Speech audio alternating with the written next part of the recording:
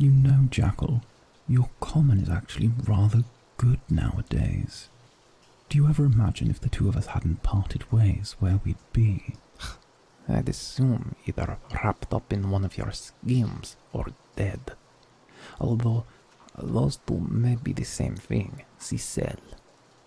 I have not forgotten what you have done, and I do not plan to. So I will conduct my business here with dignity, and then I will leave you to your little life on Domeras. No, for goodness sake, Jackal. One moral disagreement and you scorn me for life. You know, the two of us could make a lot of coin in Domeras if we could get on the same page. You'd like that, wouldn't you? I remember the Jackal that used to shake down fools at the port for coin. I miss him. I will not get on the same page as you, Ce'cell. Getting on the same page as you last time left me half dead and a caravan butchered. Now hush your mouth, Ce'cell. I did not travel across the oceans to hear you talk. Oh, fine, fine. We shall simply sit in awkward silence. Awkwardly. Maybe your better half could talk some sense into you. Speaking of, welcome back, my dear mage. It feels like an eternity since we last spoke. I am certain your heart has longed for our encounters. Was your time with the fortune teller I set you up with enlightening?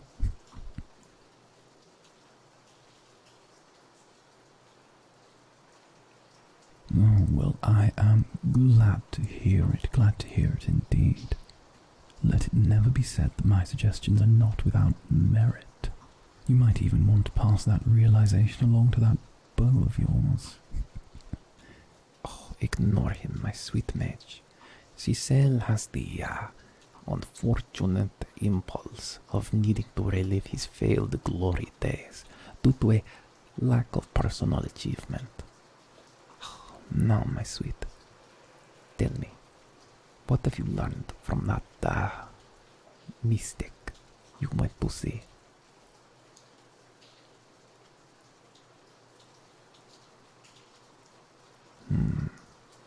Someone is coming. And somewhere lost has the answer. Ugh, an entirely new continent, and our one-pointer is as vague as vague as the mystic who you got it from. Oh, Jackal, did you think that one up yourself? Oh, I am so impressed. If only you knew Domeras half as well as I do, you'd know where to start. Ce'cell, if you have something to share, then share it. Oh, I will. If you ask me nicely. After all, Jackal, it seems my scheming has actually paid off. You know, the scheming which you were decrying but a few moments ago before your beloved walked in. Shove it on your horn, tiefling. I am not someone you can bully like one of the merchants you extort. That's fine, Jackal.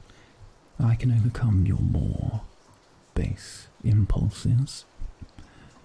I don't want you to ask me nicely. I want this sweet little mage to ask me. But then again, I suppose that's the way the two of you work, isn't it?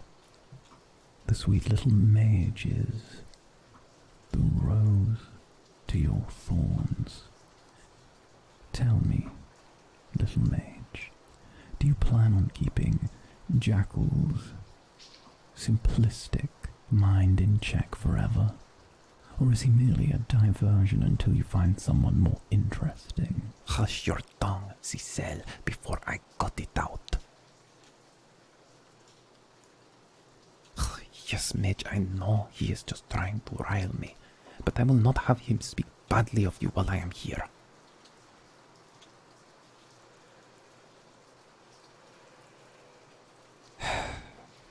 You speak calming words, mage. And I know he is our best lead. But that does not make me want to poison him any less. Yes, I promised no poisonings. But I am just saying it doesn't mean you cannot change your mind. Tick-tock, little mage. I'm starting to think of more profitable endeavors to spend my time on. I believe you're about to ask me something very nicely. Now, if you could add some pleading eyes, perhaps some begging, that would make it rather perfect.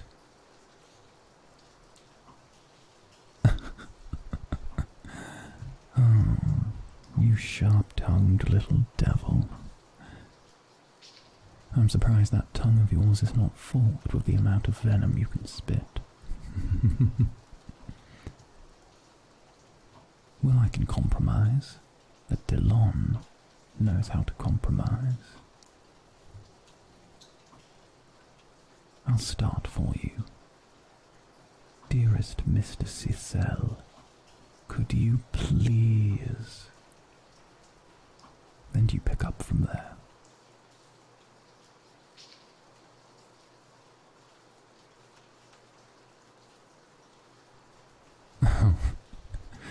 Not exactly the turn of phrase I would use, but good enough. I do like to be treated with the respect deserving of a Tel'on, but I shall make an exception in this case for my dear old friend Jackal, who I hope will be back to his old form soon enough. Oh, but my dear little mage, I would wrap you in fine silks if you would let me.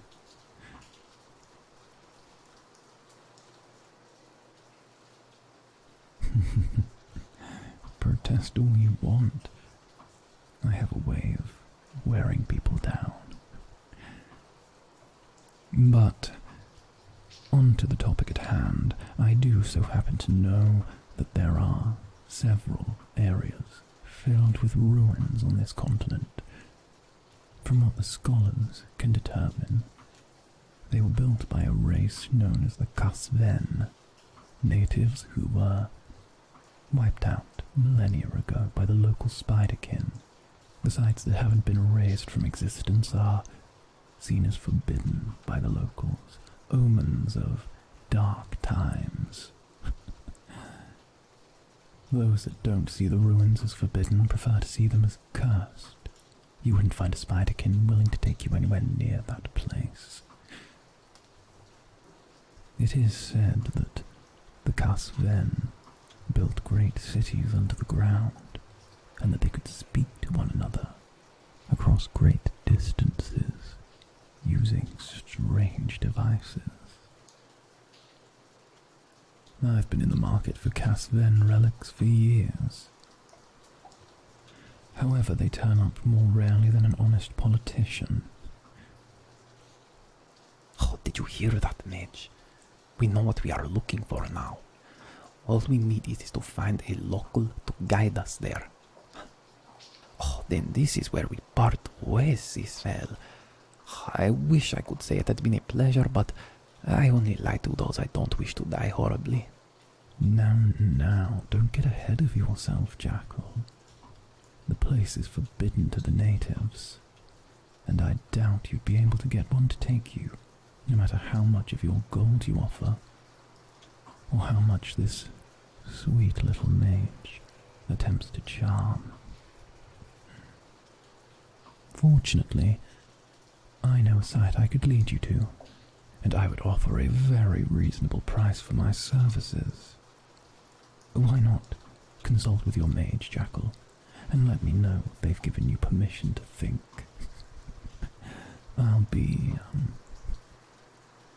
I don't know, off to one side pretending to get a drink while eavesdropping.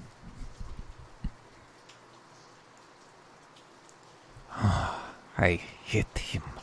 I don't like it, but he has put himself in a position where we need him again.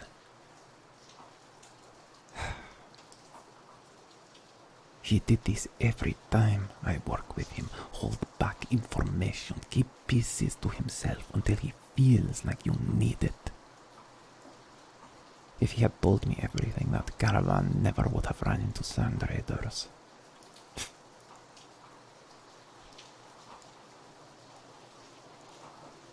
No, all that matters is keeping you safe. Yes, I am being mature, mage. Thank you for noticing. And worry not, I will be back to my ways of speaking of poisoning him before sundown. Just, tell me this is going to be worth it. What did the rider tell you that we were going to, find there?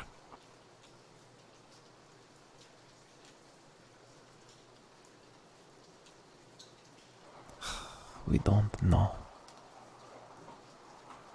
Then, as I said, if there is a chance of keeping you safe, I will take whatever risk I need.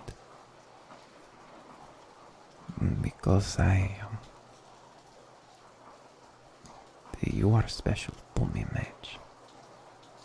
So if I must breathe Ce'cell's barbs for a while longer, then I will, for the chance to keep you safe. Oh, Jackal, you came to a decision.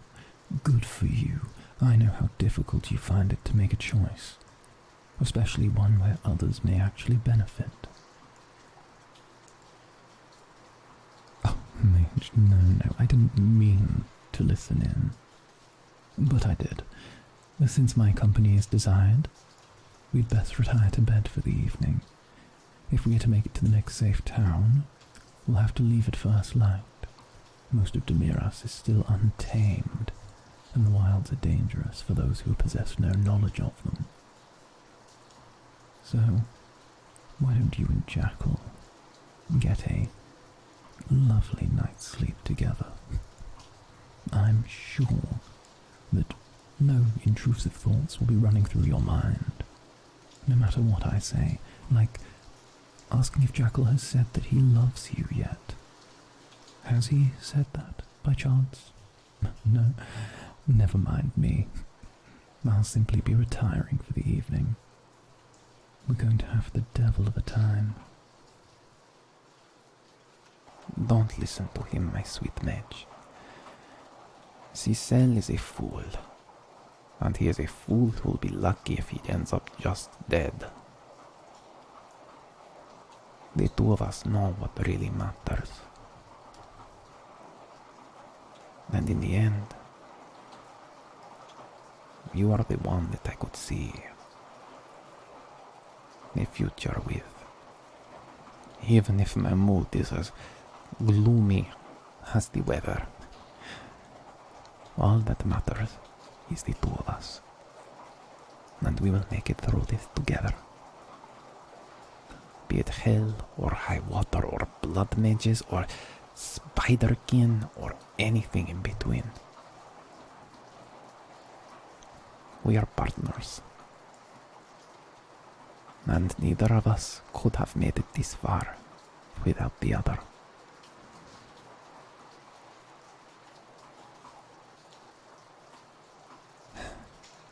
But Ce'cell had a point. We should get to bed. Otherwise, we are going to be tired on the march tomorrow.